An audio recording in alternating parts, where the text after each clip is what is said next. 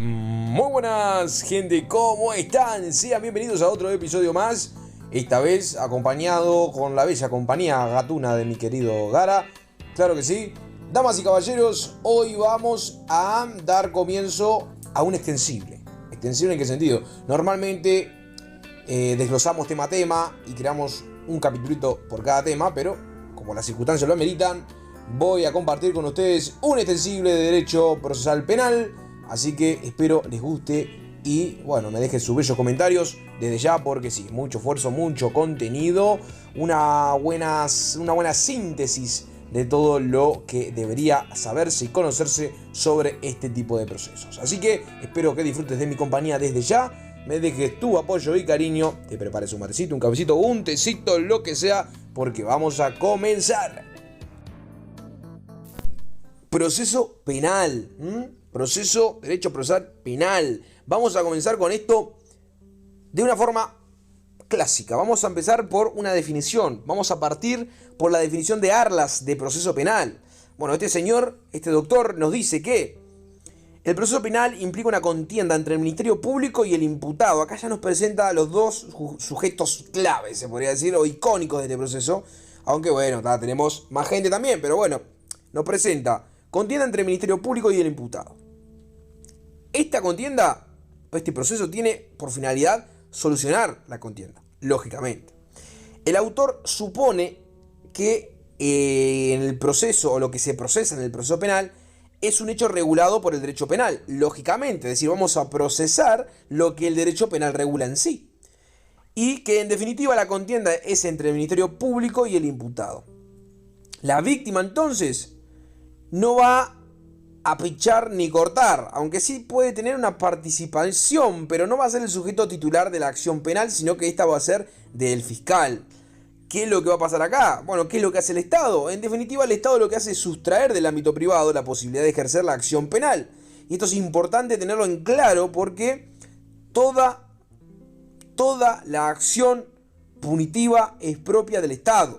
Más allá de que veamos que la víctima tiene, como te digo, cierta participación a lo largo del proceso en algunas ocasiones, esto no le quita lo bailado. Es decir, esto no le quita o no le afecta la titularidad a la acción que posee el Ministerio Público a través del fiscal.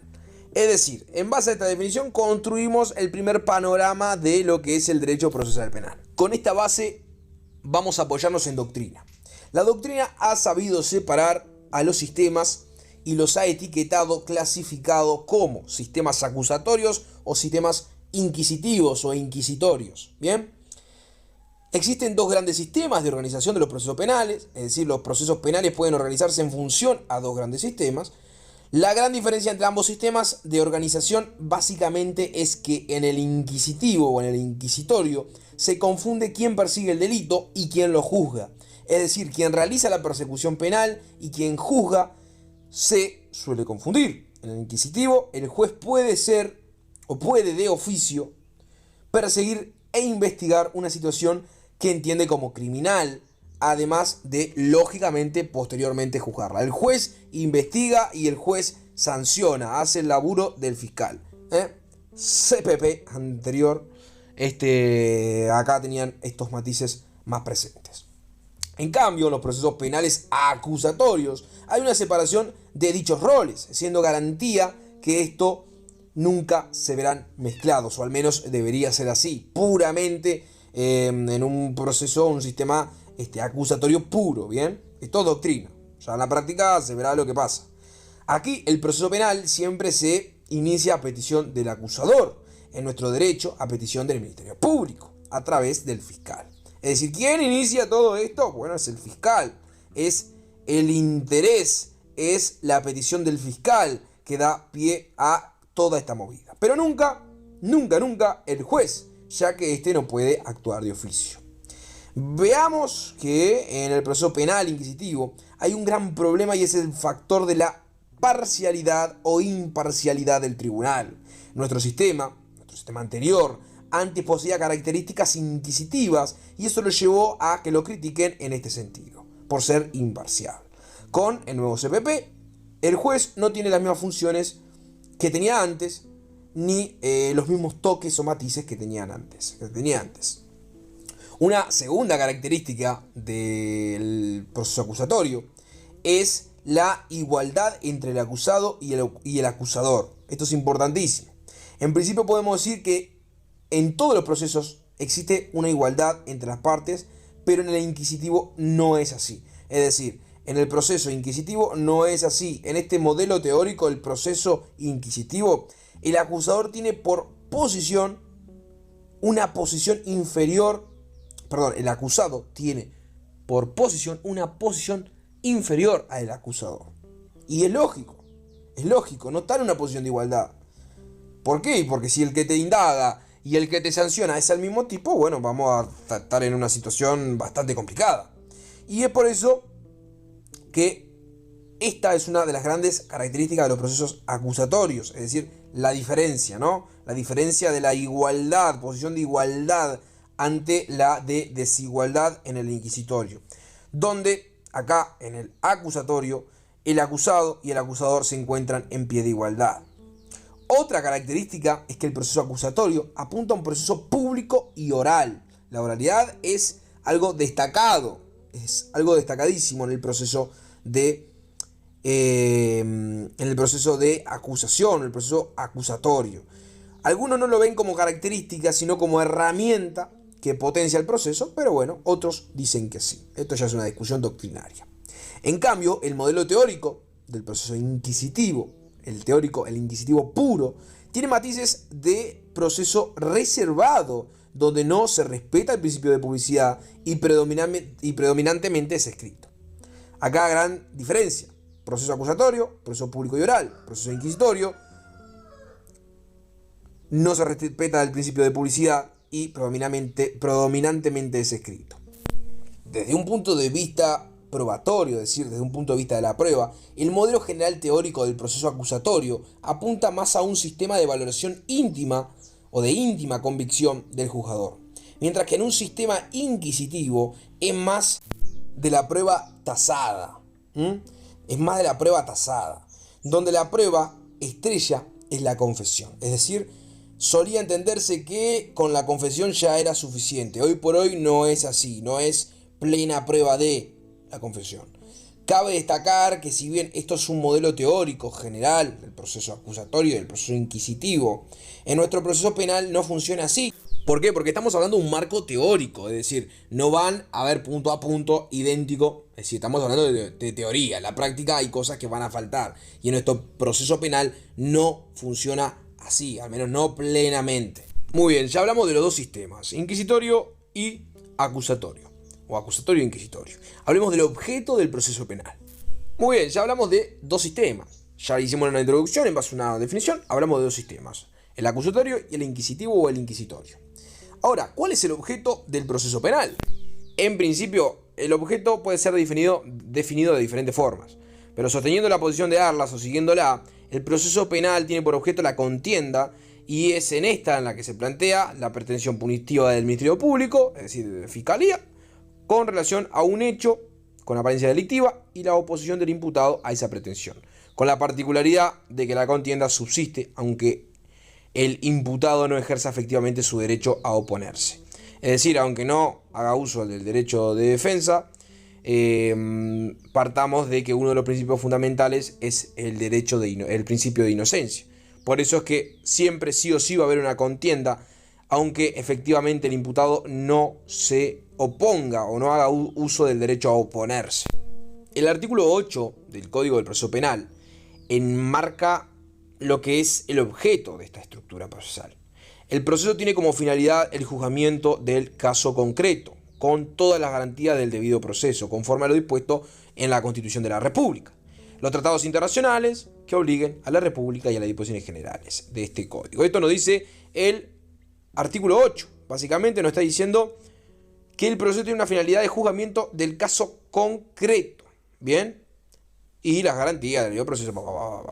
Cabe resaltar que el objeto o finalidad del proceso en nuestro ordenamiento es el juzgamiento del caso concreto, entonces, y no la aplicación de una pena o la actuación directa de la ley penal. Es decir, el objeto del proceso penal no es que se aplique la pena, sino juzgar el caso concreto, el caso a caso.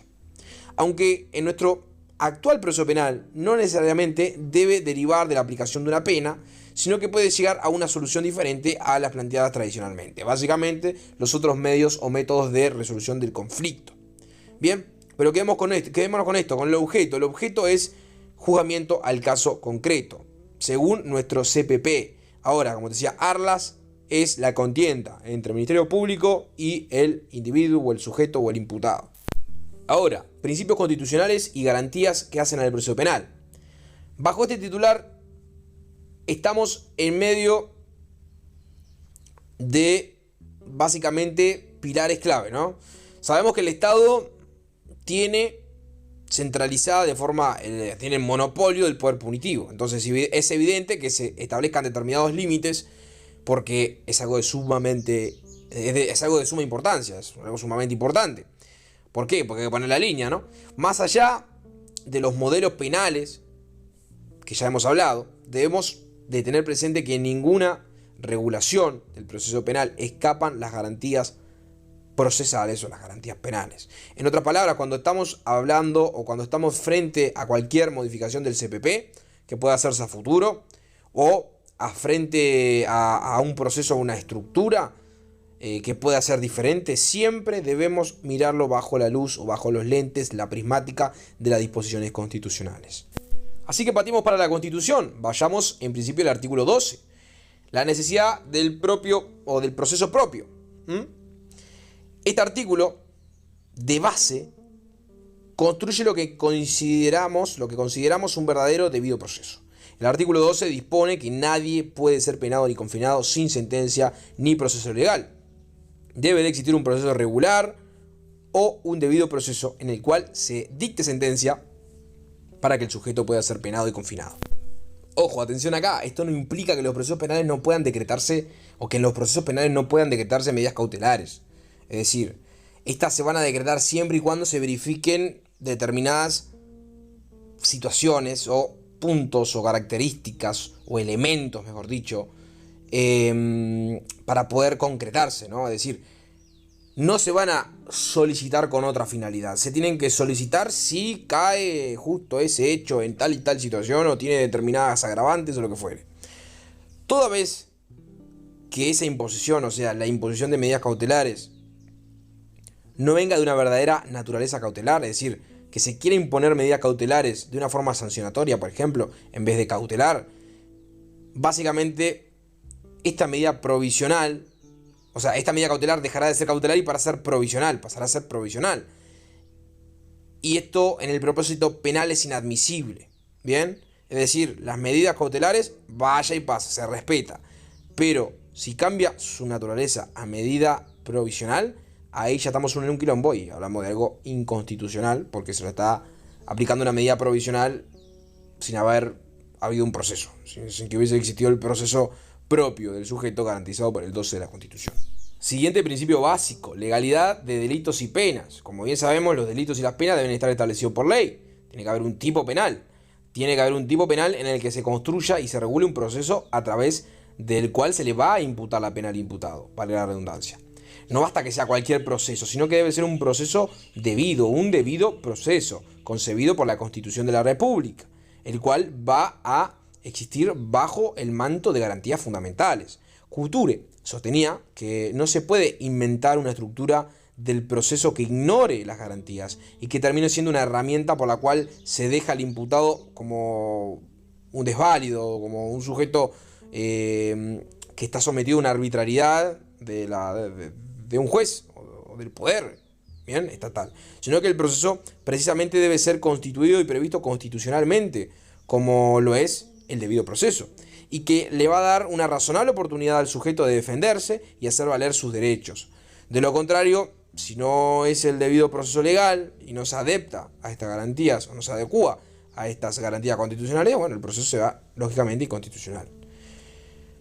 Todo esto se vincula, por supuesto, al principio de legalidad, donde la pena solo podrá establecerse a través de un proceso penal o de una sentencia que cumpla con los requisitos establecidos por la ley.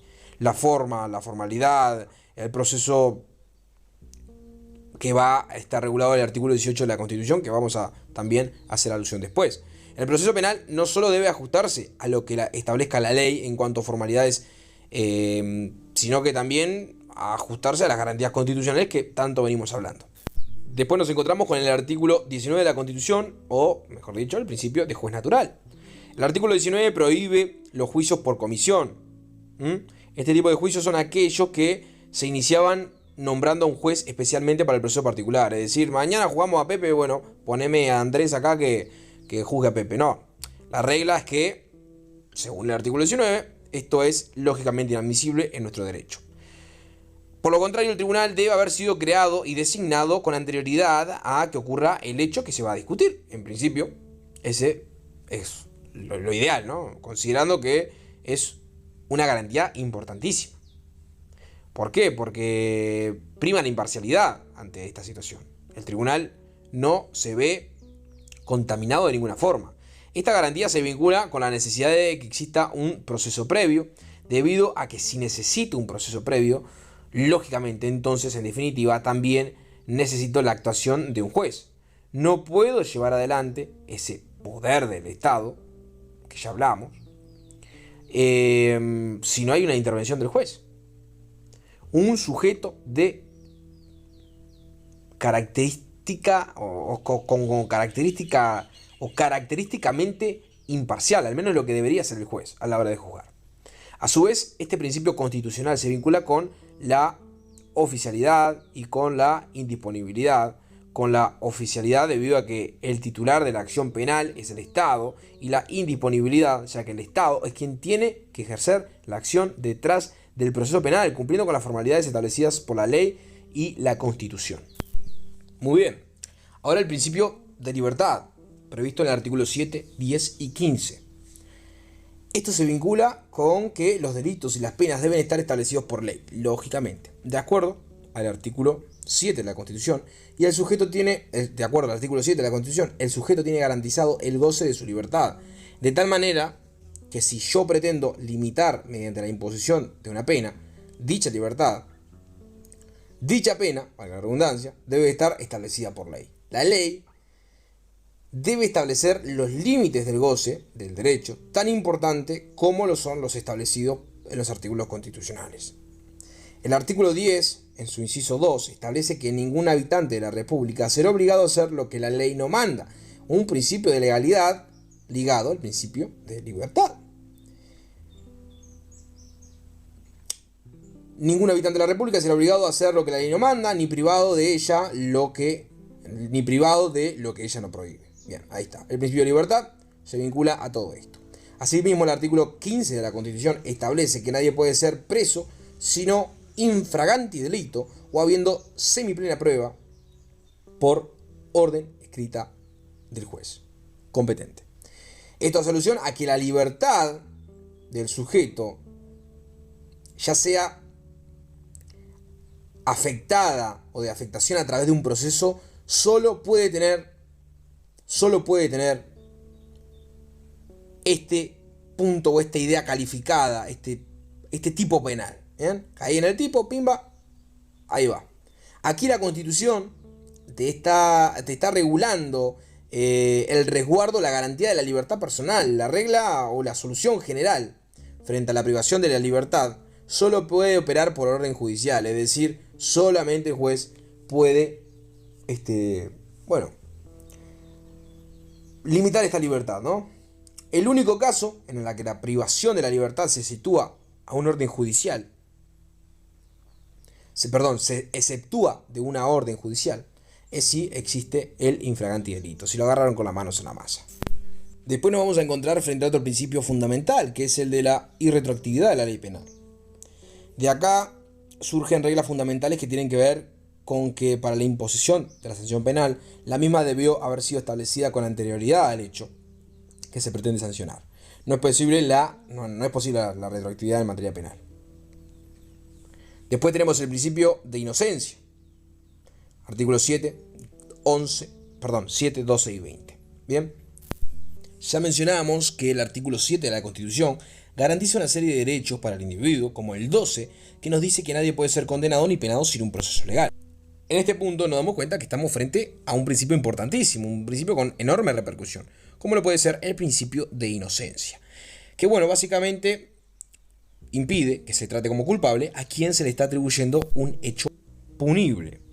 Entonces, sin importar cuál verosímil es el grado de responsabilidad que se le pueda estar imputando al sujeto, el mismo siempre es inocente hasta que existe una sentencia penal que afirme y establezca que el sujeto es culpable. Es decir, sin sentencia no soy culpable.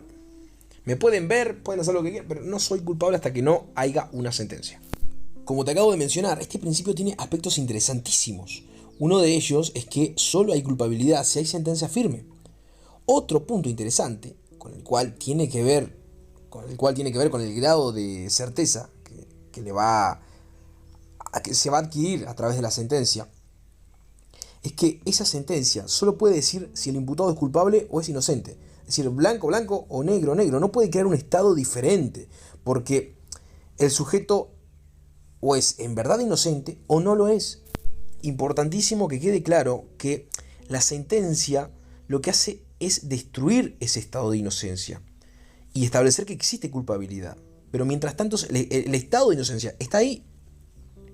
Esa culpabilidad será una construcción jurídica que hará el juez basándose en el mayor grado de certeza posible en base a las pruebas que se le ofrecen en el proceso.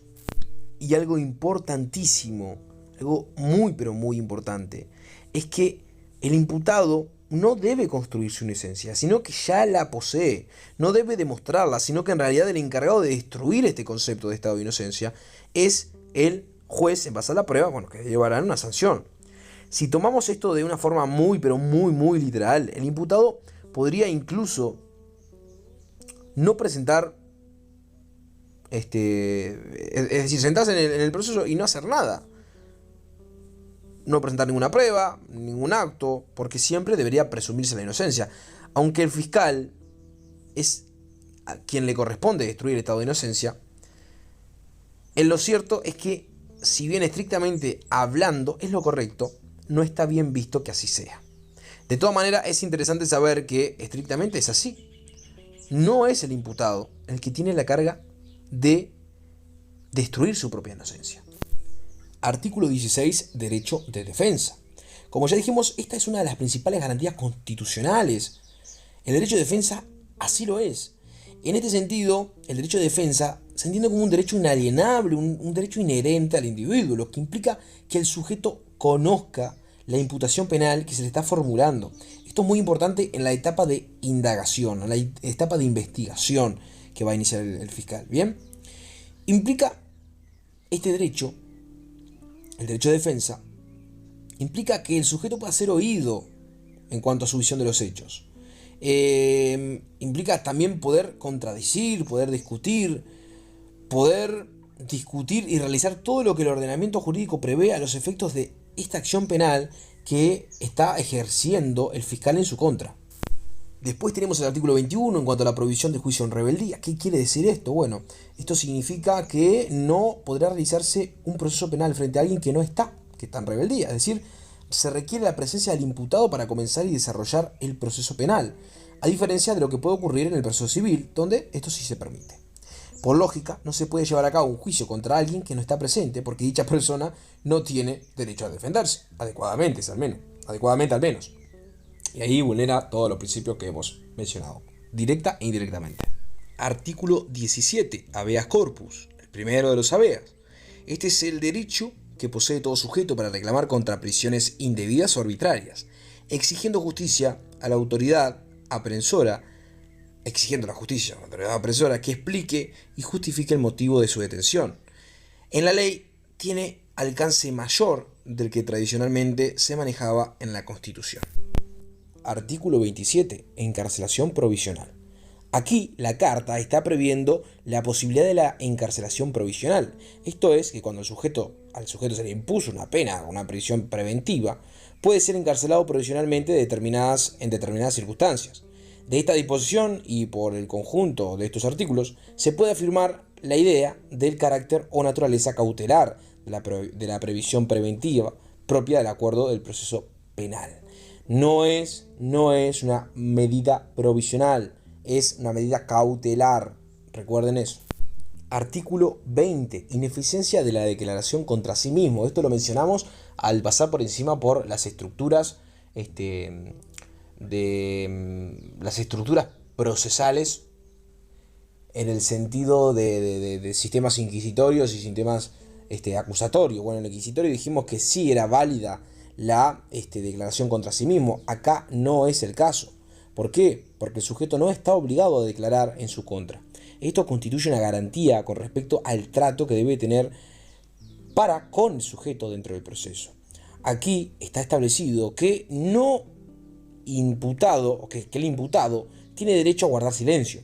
Y no hablamos de un silencio solamente de palabras, sino un silencio físico, no retirarse la remera, no va por ahí. No tiene la obligación de declarar ni decir la verdad, y esto no tiene por qué tomarse como indicio de presunción en su contra.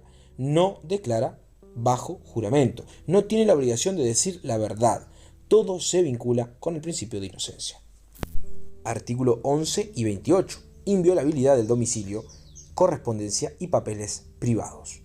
Esto se relaciona con la forma de obtención de la prueba para acreditar la culpabilidad del imputado. La obtención de la fuente de prueba necesariamente debe ser respetuosa ante las disposiciones. En base a estos artículos es que la regulación de la atención determina la fuente de pruebas que están cuidadosamente basadas en una serie de formalidades. Justamente para respetar las reglas establecidas en los artículos 11 y 28, en definitiva, establece las reglas limitantes a respetarse para la obtención de pruebas. Hasta aquí hablamos de los principios constitucionales. Ahora, los principios legales, ¿cuáles son? Bueno, la mayoría de estos principios son el reflejo de los principios constitucionales a los que ya hemos hecho alusión. Sin embargo, se desarrollan en el CPP, en su artículo por artículo. Por ejemplo, artículo 1 comienza hablando del debido proceso penal, definiendo el mismo, haciendo alusión. Es decir, estos principios los vamos a tener en la Carta Magna y en el CPP en sus primeros artículos. Bien. A partir del nuevo CPP, el régimen vigente establece que el proceso penal no actúa solamente, o en el proceso penal no actúa solamente un juez, sino que nos encontramos con dos. El primero de estos es el conocido como juez de garantía y el segundo es el conocido como juez de juicio, quien es el que va a dictar la sentencia, lógicamente.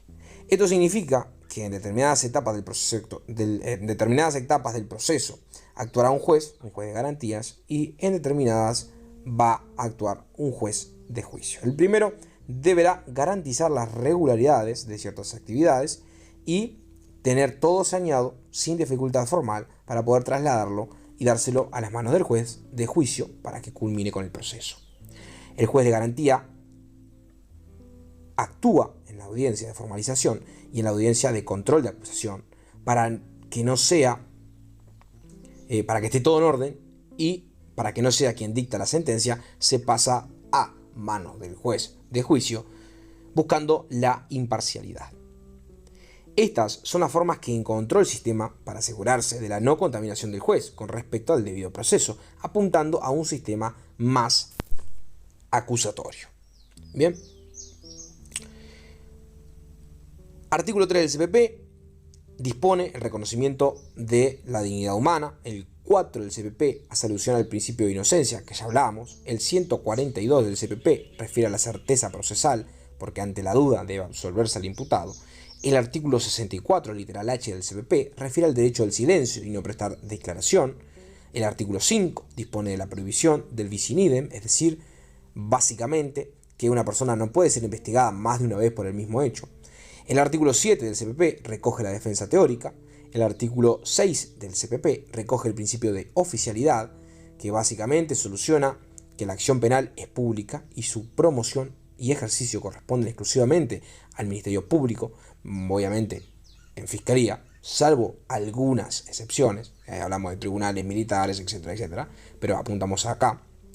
Y bueno, más allá de todos estos principios, que están muy vinculados, es importante tener presentes los constitucionales, porque son quienes dan valor y quienes dan pie a estos principios que ya te he mencionado rapidísimo en el CPP. Artículo 3, 4, 142, 64 literal H, 5, 7, 6. Más o menos vamos por ahí. Marcá y guardá. Tras haber marcado estos principios de vital relevancia, es hora de hacernos algunas preguntas y contestarlas. La primera, ¿cuál es el rol de la víctima en todo esto? Bueno, esta última, es decir, la víctima, no es parte. Sí tiene un determinado estatuto que le permite realizar ciertas actividades en el proceso. Se entiende que tiene un rol similar al del tercero coadyuvante, siempre aunque algo particular o especial, puesto que la ley le permite en algunos casos oponerse a la acción del fiscal, sobre todo cuando el fiscal decide cerrar la investigación o no seguir la misma.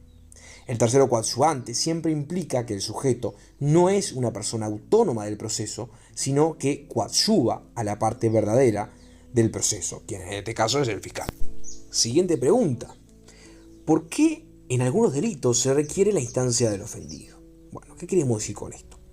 En ciertos delitos, que la ley lo prioriza, se busca escuchar al ofendido al mismo momento de decidir si se va a seguir adelante o no con la persecución penal. Si el titular de la acción penal continúa siendo el Ministerio Público, requiere, por lógica, requiere que de cierta forma el ofendido lo autorice. ¿Por qué? Porque la instancia del ofendido en estos casos es un presupuesto de acción. Es decir, el fiscal no puede ir de cabeza a iniciar a llevar el proceso adelante sin la autorización o sin el presupuesto de esta instancia.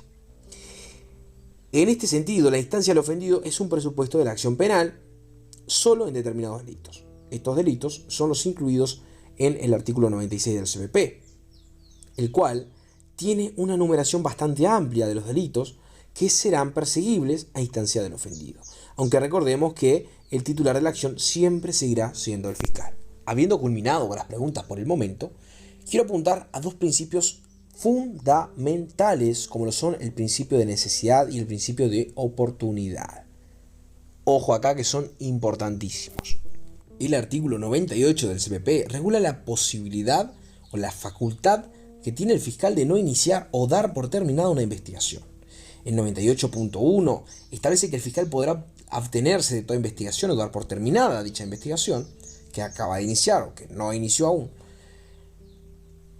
La misma, darla por terminada, si los hechos realizados en la denuncia, recabados en la denuncia, se encuentran en una calidad deficiente, por decir así, que no hubieran producido un resultado que permita continuar así la investigación o la indagatoria de una forma útil. Estos son los casos donde el fiscal puede no iniciar la investigación o puede no continuarla. Acá no vamos a dar de cara contra el principio de oportunidad. No existe ningún sistema procesal penal, ningún sistema de persecución penal, donde todos los delitos puedan ser perseguidos o llevados a juicio. Es decir, el ir a robar una milanesa constituye el delito de hurto. Porque sí, porque es una acción típica, alta y jurídica, y culpable, y todas las exclusas del derecho penal. Es decir, vamos a seguir la teoría del delito, vamos a pasar exclusa por exclusa y está ahí. Pero en este caso, el robo de una milanesa, bueno, en algunas situaciones, en esta situación, podría hablarse de un delito de bagatela, es decir, un delito Y bueno, no todos los sistemas, o al menos en ningún sistema, son todos los delitos perseguidos o llevados a juicio, debido a que es imposible que el sistema persiga todas las conductas presuntamente delictivas. Es un tema de economía procesal, muchas veces es materialmente imposible. Y acá el artículo 100 del CPP establece que el Ministerio no podrá iniciar persecución penal o abandonar las iniciadas en diferentes hipótesis. Es decir, vamos a encontrarnos con el principio de oportunidad, el principio de que el fiscal pueda elegir si seguirlo o no, y el principio de necesidad. Importantísimo que se queden con este término, ¿no? Con esta sentencia. El principio de oportunidad sí es la excepción a la obligatoriedad del ejercicio de la acción penal, porque es obligatorio que el Estado ejerza la acción penal, en las situaciones obviamente debidas, pero todo esto de la mano del principio de oportunidad. Muy bien. Ahora hablemos de los sujetos principales en los procesos penales.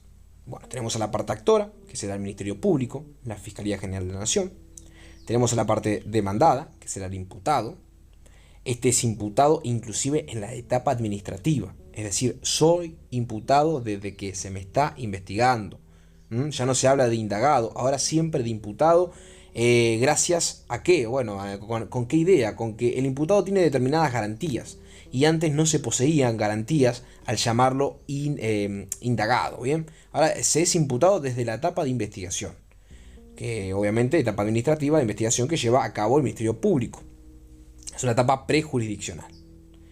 Ya no existe el concepto de indagado, como te mencionaba, por el tema de las garantías. Hoy en día el nuevo CPP podemos decir que durante toda la primera parte del proceso se lo conoce como imputado. Y una vez se formulan acusaciones, se convertirá el sujeto en acusado y después de la sentencia se le va a llamar condenado. Entonces, imputado, acusado o condenado. Igualmente, te invito a que lo llames imputado y que lo interiorice, porque, por ejemplo, en Argentina, bueno, vamos a ver que no es imputado aún, sino que puede ser investigado o indagado. Hoy por hoy, en Uruguay, sí es así, se es imputado desde la etapa de investigación. Después, siguiente sujeto, tenemos a la víctima. Víctima, como ya mencionamos, no puede recurrir sentencias, sin embargo, hoy por hoy se le reconoce una gran participación procesal. El tercero coadyuvante. El tribunal, como otro sujeto, hoy por hoy, nuestro proceso es de carácter acusatorio, ya que el juez tiene un rol, ya que el juez no tiene el rol de investigación que tenía antes, sino que esto es propio del fiscal, quien cuando reúne determinados elementos probatorios y lo hace conjuntamente con una convicción que le hace presuponer que el individuo tuvo una participación de un hecho delictivo, solicita la formalización y de esta investigación y da pie a esta investigación en sede jurisdiccional y eventualmente se lo puede llegar a acusar, formalizar. Podemos decir entonces que en el proceso penal hay una etapa previa, que es la prejurisdicación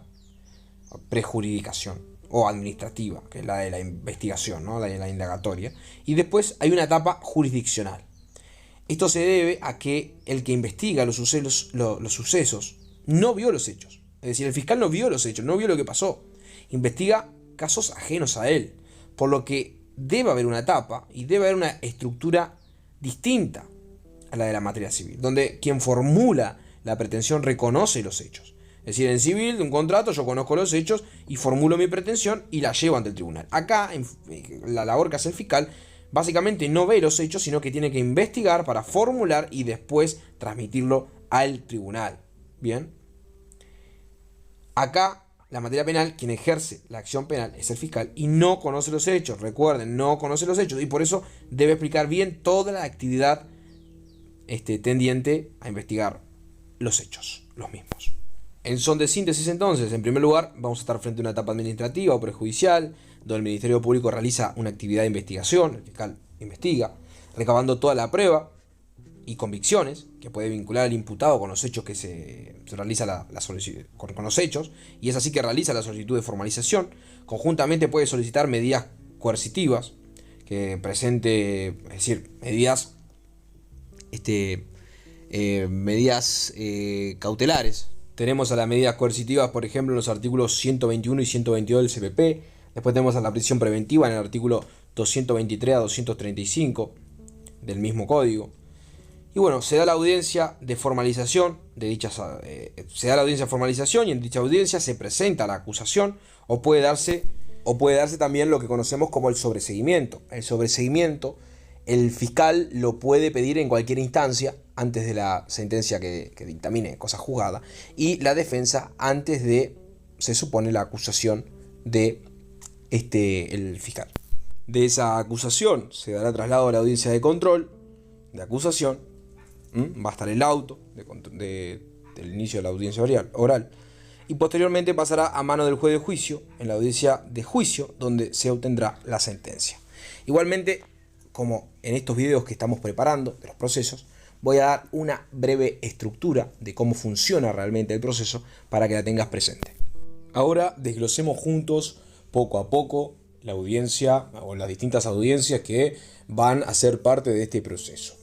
Antes de ello, antes de las audiencias, hay una etapa muy importante que es la indagatoria preliminar, esta etapa prejurisdiccional, y nos vamos a situar en el artículo 256 y siguientes para poder visualizarlo en el CPP. Esta es una fase administrativa que lleva adelante Fiscalía para juntar elementos suficientes para así poder ejercer la acción penal y por lo tanto poder llevar adelante el proceso. ¿Cuándo comienza esta etapa? Bueno, cuando se toma conocimiento del hecho con apariencia delictiva y ya sea, como dijimos, por flagrancia, por denuncia, por instancia del ofendido, en los delitos determinados, aquellos que mencionamos alrededor del artículo 100, ¿se acuerdan que hicimos alusión a ello? Bueno, estas son las posibilidades, ¿no?, de iniciar este proceso. Flagrancia, denuncia o instancia del ofendido en los determinados delitos enmarcados por este artículo. O también porque el fiscal toma conocimiento por otro medio. ¿Bien? Esto lo conocemos como iniciativa del Ministerio Público, cuando el fiscal toma conocimiento por otro medio. En ocasión de flagrancia, la cosa se simplifica un montón, porque es lógico, ¿no? Lo agarraron con la mano a la masa, bueno, la cosa se simplifica un montón. Estos igual son los casos menores, sin embargo, es necesario, como siempre, el debido proceso.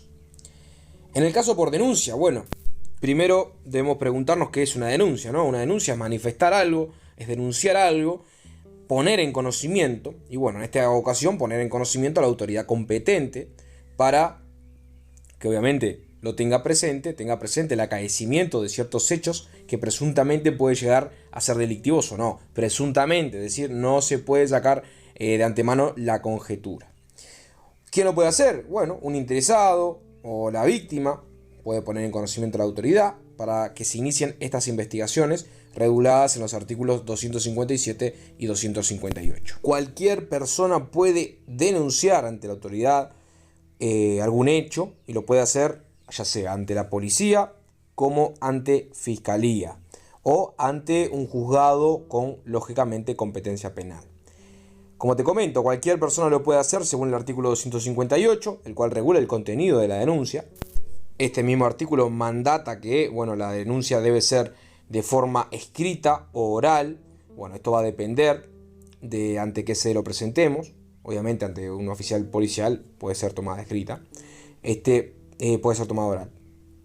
¿Qué debe contener esa denuncia? Bueno, debe contener la identificación del denunciante, su domicilio, el hecho en el que está o el hecho involucrado. Y bueno, si es verbal, debe hacerse, como te comento, en fiscalía o ante la policía, porque ante el juzgado competente tendrá que al fin y al cabo terminar tramitándose por escrito. Por otro lado, tenemos la instancia del ofendido, que era una de las posibilidades de iniciar o dar puntapié inicial a este proceso. Lógicamente, como ya mencionamos, más que lógico, espero que lo tengan grabado a fuego, cuando hablamos de instancia del ofendido, era esta ocasión donde el fiscal no podía accionar por sí solo, sino que tenía que pedirle permiso al ofendido, podríamos decirlo así, ¿no? Es decir, constituye un presupuesto para el ejercicio de la acción fiscal y solamente es el ofendido o su representante el que puede formular la instancia. Esto no se exige para todos los casos, sino para los que están previstos en el 96. Ahí yo le comentaba que andaba alrededor del 100. Bueno, en el 96 del CPP se nos dice cuáles son los delitos que tienen iniciativa por instancia del ofendido. Importantísimo que mientras que no se formule la instancia de parte, es decir, que la parte no haya ido, en estos delitos el Ministerio Público no podrá iniciar ninguna investigación. Estos son delitos en los cuales se permite al ofendido decidir si quiere que se investigue o no, porque a veces el resultado de la investigación le puede producir algún perjuicio. En cuanto a la forma, bueno, debe seguirse el artículo 89. Como lo señala el artículo 88 también, la forma del Ministerio Público, los plazos para formular esta conjeturas, ¿no?, que derivarían en el inicio del proceso, bueno, son de 6 meses. Desde el inicio se contarán esos 6 meses desde el hecho ofendido o de que el ofendido y su representante o su representante tomaren conocimiento del hecho. Esto se regula también en el artículo 91 del CPP. Se entiende que el ofendido tiene derecho a desistir de la instancia de parte, de ser el caso. Esto se ve en el artículo 92 y 93, extinguiéndose de esta forma la acción penal que tiene en sus manos, como ya dijimos, el fiscal. Recuerden, el damnificado, la víctima, no es el fiscal. Que tenga la instancia de parte que sea necesaria, que esta autoriza al fiscal a investigar, no lo sustituye, ¿bien? Son dos cosas distintas. Así que entonces por esta vía, por la de la instancia del ofendido, es muy importante la autorización del ofendido, valga la redundancia. Entonces la denuncia la puede hacer en principio cualquier persona, sin embargo la instancia de parte solamente la puede promover el ofendido o su representante. Esto es necesario y obligatorio. Esto lógicamente es únicamente aplicable para los delitos previstos en el 96 y posee un plazo de caducidad de 6 meses. Si pasaron 6 meses, caducó plazo, ya no se puede tomar la acción penal en manos del fiscal, aunque esté interesado el perjudicado. Volviendo entonces a lo que es la fase, ¿no? Volviendo a esta fase prejudicial. La distancia de la indagatoria preliminar tiene diferentes etapas. Lo que va a hacer básicamente en estas fases el fiscal es obtener elementos para formalizar. En la investigación preliminar se puede diferenciar dos momentos. El primero, que transcurre de la toma del conocimiento del hecho con apariencia delictiva hasta la formalización de la investigación, y el segundo momento es desde dicha formalización hasta la acusación. La formalización requiere que después de la indagatoria preliminar haya una solicitud de formalización del Ministerio Público al tribunal para formalizar la investigación. Es decir, el fiscal le diga al juez, bueno, vamos a formalizar a este muchacho. Una vez es admitida esta solicitud, es decir, una vez que se realiza el control de admisibilidad, se celebra una audiencia de formalización. Recuerden que esto es muy importante, el control de admisibilidad tiene que estar, ¿bien? Después de que pasan estas dos situaciones, después de que se celebra una audiencia de formalización, cumplida con esta audiencia, el fiscal eventualmente va a solicitar formalmente una acusación a dicho sujeto por la comisión del delito. Recuerden que es hasta acá, se supone, no teórico, es hasta acá donde el abogado del imputado puede oponer lo que mencionamos como el sobreseguimiento. Bien, bueno, básicamente este proceso empieza a desarrollar toda la estructura del proceso penal ordinario, salvo que se deriva el proceso abreviado o a las otras alternativas de solución de conflicto. Si continúa el proceso ordinario, luego de la audiencia de formalización tenemos el control de la acusación y posteriormente la audiencia de juicio. En la audiencia de formalización y en la audiencia de juicio, el fiscal va a poder acusar o va a poder pedir el sobreseguimiento de la acusación. Recuerden que lo puede hacer el fiscal hasta la sentencia de cosa juzgada. Si acusa, bueno, básicamente se traslada la acusación, se da un traslado de la acusación a la defensa, quien contesta y brinda las pruebas en el plazo establecido. En este sentido, si en la investigación preliminar surgió elementos de convicción sobre la culpa, bueno, si existieron suficientes elementos, pruebas, que derivan en culpar al sujeto, ahí tenemos la etapa de formalización. El Ministerio Público presenta la solicitud de formalización, como les comentaba, al tribunal, quien va a señalar la fecha de la audiencia de formalización. Esto puede darse en la práctica mucho, que llegue el imputado, se lo formaliza ahí mismo, incluso a las horas de haber sido detenido, pero bueno, a texto va por acá. Como le comento, el tribunal va a señalar la fecha de audiencia de formalización, después de esto viene la acusación. Si llega a tener esta convicción suficiente, como le comento, el fiscal de que se cometió el delito va a formular la acusación o por lo contrario va a solicitar el sobreseguimiento, ya que va a entender que no hay suficiente prueba como para decir que el imputado o el sujeto cometió el delito. Los requisitos formales de la acusación se encuentran detallados en el artículo 127 del CPP.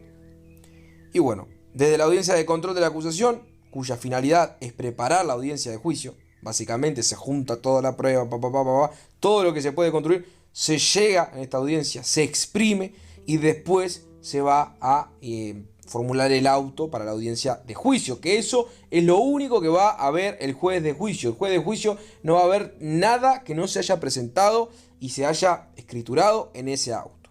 Bien, después de la audiencia de control, entonces, de control de acusación, cuya finalidad es preparar para la audiencia de juicio y facilitar la intervención de los dos jueces diferentes, se dicta un acto de apertura de juicio oral. En este auto de apertura de juicio oral está todo. A partir de ahí va a entender en el proceso el juez de juicio. Este es el quiebre, ¿ok? En un proceso con estructura ordinaria, es decir, el proceso penal estricto sensu, se podría decir. Según lo que dispone el artículo 269 ordinal 2 del CPP, en el plazo de 5 días dictado el acto de la apertura del juicio oral, se comunicará a las partes en audiencia y la audiencia y la fecha de su realización. Acá ya cambiamos de etapa. Ahora vamos a la etapa del juicio oral. Ya hicimos toda la previa, hicimos la audiencia de control, hicimos la audiencia de formalización, hicimos la audiencia de control de acusación, autos de la audiencia de control de acusación, que es lo que va a llegar a mano del juez, del juicio oral, es decir, del juez de juicio, llega acá. Estamos en esta etapa. Ahora, con estos papelitos que recibió, él va a tener que juzgar de forma imparcial. Iniciamos esta etapa, etapa del juicio oral. Esta etapa va a ser presidida por el juez de juicio y, bueno, básicamente acá se va a dictar la sentencia, absolviendo o condenando al imputado. Lo que se busca es que con este cambio el tribunal sea mucho más objetivo. El contenido de esta audiencia está regulado en el artículo 270 y 171 del CPP. En esta instancia, el imputado siempre estará habilitado a realizar las declaraciones que considere oportunas o pertinentes, siempre que el tribunal lo considere oportuno, lógicamente. Lo que en la dinámica, en realidad, es que lo que va a ocurrir en la dinámica es que va a haber una flexibilidad importante en la audiencia.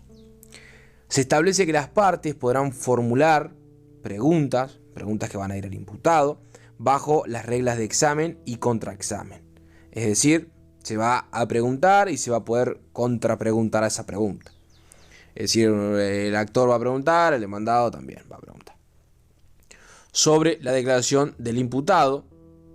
Y bueno, acá tenemos artículos como el 66, 166, 263 del CPP para regular todo esto.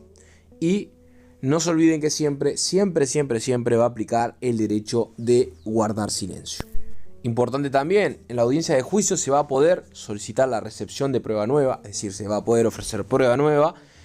Artículo 271 bis, siempre y cuando la prueba no se hubiera ofrecido oportunamente, no se hubiese ofrecido antes porque no la tenía, por lo que fuere. Por lógica, se justifica que esa prueba no debió haber existido en ese momento, porque si no, no tendría sentido ni pie ni cabeza. La solicitud de efectuarse por alguna de las partes, es decir, no puede ser de oficio. Y acá tenemos el artículo 271 del CPP, que básicamente incluye algunas reglas para el tema de testigos y peritos en la audiencia de juicio oral. Esto se debe complementar con las disposiciones sobre prueba testimonial que se encuentran en el título de prueba en los artículos 147 y 165, destacando el artículo 158 sobre el examen de testigos o sobre la prueba pericial, y también tenemos destacando el 178 y 181 sin perjuicio de las otras disposiciones que pueden estar dispersas. Terminada la posible recepción de pruebas, el tribunal va a considerar sucesivamente la palabra del fiscal, el abogado de la víctima, si hubiere comparecido, y el defensor para que ese también tome la palabra. Básicamente ese es el orden expreso en sus alegatos finales de clausura. Además, todas las partes tendrán derecho a réplica. Importante, replicar lo que el otro alega. Se declarará cerrado el debate preguntando previamente al imputado si tiene algo más que manifestar. Por último, corresponde aclarar que la audiencia se va a desarrollar de forma continua y que el tribunal podrá suspender la audiencia por razones de absoluta necesidad y por tiempo mínimo que resulte necesario. El que no podrá extenderse, lógicamente, por un plazo de más de 10 días, salvo en caso de excepciones debidamente fundadas. Excepcionalmente, podrá disponerse el plazo para dictar la sentencia, según el artículo 271.7, que nos refiere a 15 días.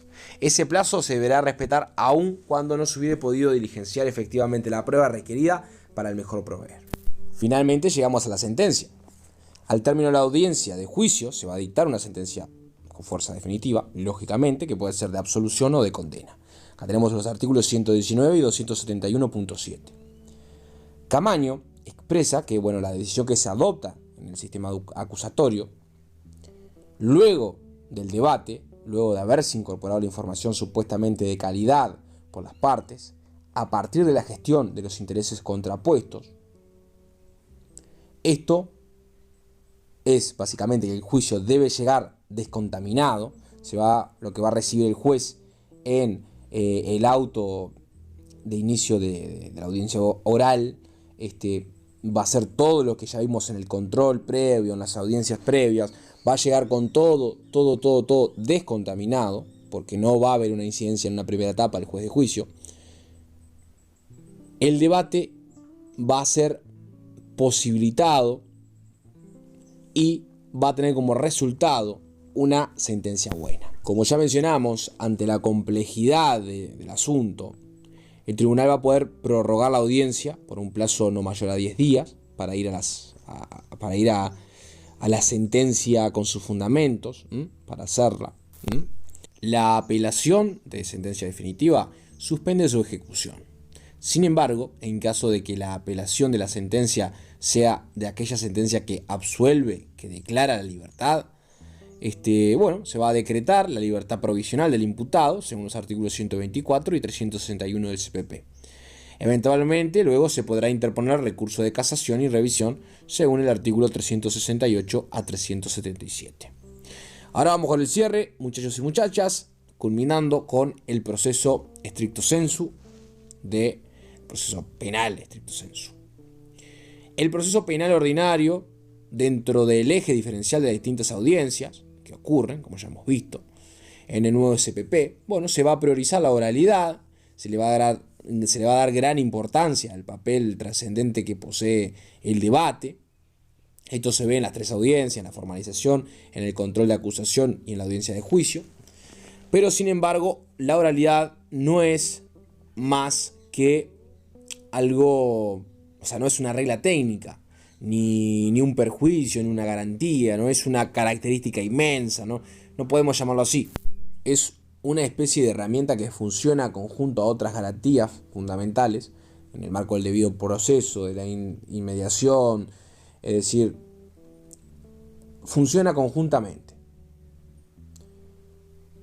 Algo muy importante a tener en cuenta es la investigación, es que en la investigación hoy la va a realizar el fiscal. Trata de recabar los elementos de formación de su convicción, es decir, los documentos, testigos, los policías con los que converse, Sin embargo, no falta que dentro de esta misma etapa haya medidas que se cumplan de forma judicial, porque puede darse el caso en el que se solicite la conducción de una persona. Es decir, yo quiero hablar con un testigo y no viene, el señor fiscal puede solicitar al juez que se le conduzca para esa reunión, básicamente. Es importante porque puede solicitar para poder recabar la declaración. Y acá, mi gente, terminarían los detalles del proceso ordinario. El stricto sensu, el proceso ordinario, se llama llamado ordinario, el proceso penal, básicamente. Y nos estaría quedando el proceso abreviado. Así que culminemos con esto, que queda poco. Vamos a hablar del proceso abreviado.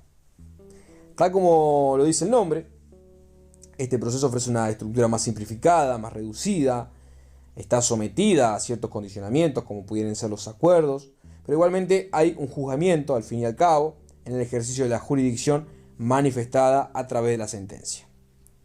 La regulación del proceso abreviado en el CPP uruguayo, bueno, está. Y cuando no, es decir, cuando ante el vacío, bueno, va a complementar con el ordinario, lógicamente. Pero esta estructura, en esencia, la encontramos en el 142.3 del CPP, sobre la nueva aplicación de los conceptos de certeza, plena prueba. En el caso del proceso abreviado lo vamos a encontrar en el 272 y 273, relativos a la estructura, y el 400.2 en sede de disposiciones transitorias, permitiendo la aplicación del proceso abreviado a las cuales se rigen por el viejo CPP. También se aplicarán las normas generales del código relativa a los sujetos del proceso, es decir, va a ser exactamente igual que el proceso ordinario, artículo 273 del CPP, nos remitimos a él. En cuanto al procedimiento, así como las normas constitucionales, es decir, el procedimiento se va a regir por los mismos principios, por los mismos principios constitucionales, y va a tener la relevancia de los instrumentos internacionales como igual, o sea, la va a tener igual que en el proceso ordinario o estricto sensu. El juzgamiento, vamos a ir por el artículo 8 del CPP, también es uno de los principios básicos. También se va a establecer en este 8, ¿no?, como lo mencionamos al principio, el objeto del proceso penal, ya sea ordinario o abreviado. Es decir, van a compartir muchos puntos, van a haber muchos puntos en común. En cuanto a los controles formales y sustanciales del juez del proceso abreviado, bueno, va a haber un control formal a la procedencia de este proceso. Acá se controla el cumplimiento de todos los requisitos temporales, de la admisibilidad del acuerdo, que queda o que da origen al proceso abreviado. Es decir, van a haber situaciones en las que no se puede ir por proceso abreviado, y sí, van a haber el tema de las agravantes. Por ejemplo, en el delito de homicidio. No todos van a poder ir por el proceso abreviado. Cumpliendo o hecho este control de si procede o no procede el proceso abreviado, vamos a ir por el proceso abreviado. Sigamos con esta misma línea. El segundo punto, la correcta determinación de tipo básico, es decir, que se haya determinado el tipo. El tercero, tipo de pena que procede para este proceso, es decir, que no sea una pena que no pueda proceder para el proceso abreviado. Es básicamente lo mismo del tema de las agravantes del homicidio. Cuarto punto, que no se trate de casos de homicidio de ningún tipo de agravante, que ya es lo que te estoy comentando.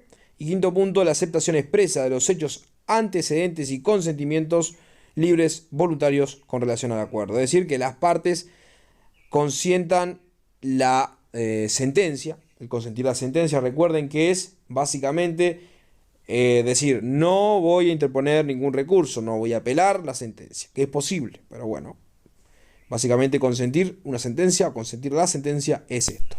Controles sustanciales, es decir, controles de la sustancia. Y bueno, es necesario que la Fiscalía presente la evidencia obtenida y que sean suficientes como para fundar la acusación y la posterior condena, de ser el caso. Porque sí, se va a dar una sentencia, sea de condena o sea absolutoria, siempre debe ser motivada. Básicamente, en el proceso abreviado se van a traer las pruebas, todo lo que dé sustento para que Fiscalía pueda fundar esa acusación. Vamos a la audiencia. Bueno, luego del acuerdo se va a convocar a una audiencia ante el juez de garantías. En este proceso no hay dos jueces, hay un juez único. No hay dos etapas, sino que se concentra todo en una. El juez va a verificar que se den los requisitos del 272 y, entendiendo que se cumplan, es decir, los requisitos para el proceso abreviado, 272, grábatelo, que se cumplan los requisitos más la prueba, bueno, va a dictar la sentencia de condena o absolutoria cuando no hubiere prueba suficiente. Y después tenemos el artículo 273.6, donde se dispone que se puede pedir que la pena sea mínima o la mínima prevista al código. Es decir, acá hay un límite. La pena mínima que se puede pedir es la que tipifica el delito. La máxima, como ya sabemos, es la que pide el fiscal, porque el juez no puede fallar más allá de lo que pide el fiscal. Pero la mínima siempre en este tipo de proceso va a ser la mínima que condene el tipo penal. La impugnación de la sentencia, otro titular que es muy importante. ¿Se puede impugnar la sentencia en el proceso abreviado?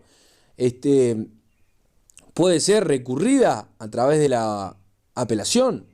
Y bueno, acá es importante recordar esto, ¿no? Si se consiente la sentencia, básicamente estoy diciendo que no la voy a apelar, no voy a hacer uso de ningún recurso. Acá tenemos el artículo 118 del CPP y el artículo 215, numeral 2 del CGP. Que bueno, acá da la posibilidad de recurrir la sentencia, sí la da, pero bueno, tenemos estas dos posibilidades, consentirla o recurrirla. Decir que el consentir la sentencia va a eliminar de mis cartas, como les digo, la posibilidad de recurrir. Pero poder, sí se puede. Hay principios fundamentales que van a aplicar a esta sentencia, como lo son los del artículo 120, 121 y 122. El principio de congruencia, es decir, le rige este principio a esta sentencia. El principio de no reforma en perjuicio y el de efecto extensivo. Son estos tres principios que van a regir esta sentencia porque lógicamente son emitidas de un proceso abreviado. Y bueno, mi gente, en son de síntesis, ya terminando, que se hizo extenso, pero yo dije que era un extensible. Bueno, es importante recordar que el proceso penal oral inicia con la investigación. Es decir, el proceso penal siempre inicia con la investigación. Esta determina el principio de oportunidad que tiene el fiscal. Un gran problema es que no tiene plazo. La investigación no tiene plazo. Puede el fiscal investigar hasta la prescripción del delito, que son inclusive 10 años. Los delitos que tienen 10 años de 10 años del delito, bueno, puede prescribir a los 10 años. Esto es una discusión doctrinaria que está presente. Pero, bueno, acá tenemos, ¿no? No hay un plazo. Fiscal, ¿debe notificar al investigado? Es decir, ¿el fiscal me debe notificar a mí que me está investigando? Bueno, nuestra cátedra, la cátedra la que nos imparte clase dice que sí. ¿Por qué? Porque hay normas que hablan de, por ejemplo, el principio de publicidad, además de la bilateralidad, de que el defensor debe controlar esas evidencias, el derecho a la defensa, muchachos.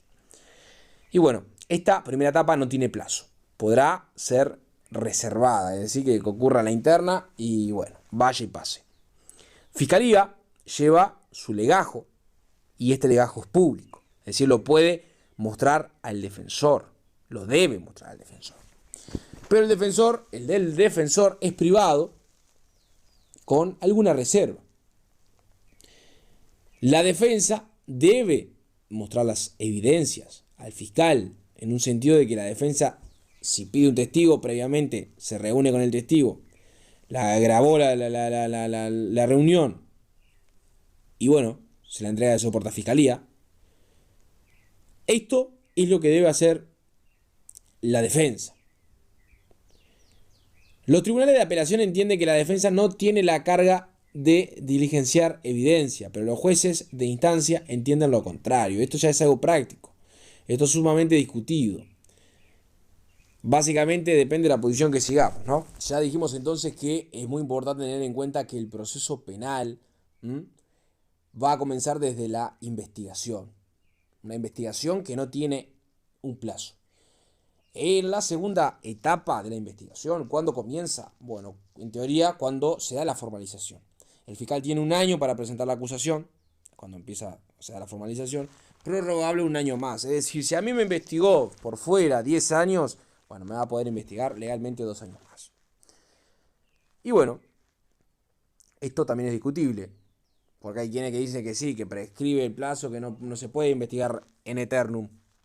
Y bueno, otros dicen que se puede investigar en el plazo de la duración del delito, etcétera, etcétera. Pero bueno, al fin y al cabo, en la segunda etapa nos vamos a encontrar que esta segunda etapa comienza con la formalización y en la formalización se puede o se tiene un año para presentar la acusación y se puede prorrogar un año más. Y bueno, mi gente, por ahí iría la cosa. Cerramos con este capitulazo del día de hoy, con este extensible. Espero que hayas disfrutado de mi compañía, que hayas llegado hasta el final. Si llegaste, sos un crack, sos una crack.